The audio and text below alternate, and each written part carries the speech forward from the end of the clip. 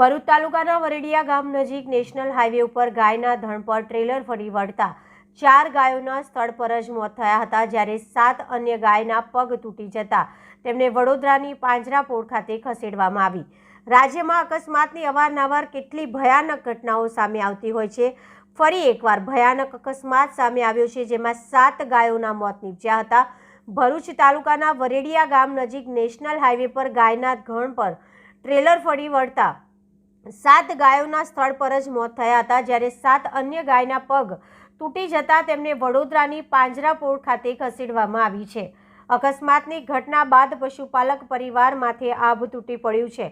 ઘટના બાદ ફરાર થઈ ગયેલા ટ્રેલરના ચાલકને હાલ પોલીસે ઝડપી પાડી વધુની પૂછપરછ હાથ ધરી છે। રાજ્યમાં ગોચરની જગ્યાઓ પર બાંધકામો થઈ રહ્યા હોવાથી પશુઓને ચરવા માટે જગ્યા રહી નથી। આવા સંજોગોમાં સૌરાષ્ટ્રના કેટલાય પશુપાલકોએ વરેડિયા ગામ પાસે જગ્યા ભાડે રાખી તેમાં ગાયોને ચરાવતા હોય છે। આસપાસનાથી લોકો દોડી આવતા ડ્રાઈવર ટ્રેલર મૂકી ભાગી ગયો હતો। હાઈવે પર દરથી કણસથી ગાયોને જોઈ સૌના હૃદય દ્રવી ઉઠ્યા હતા।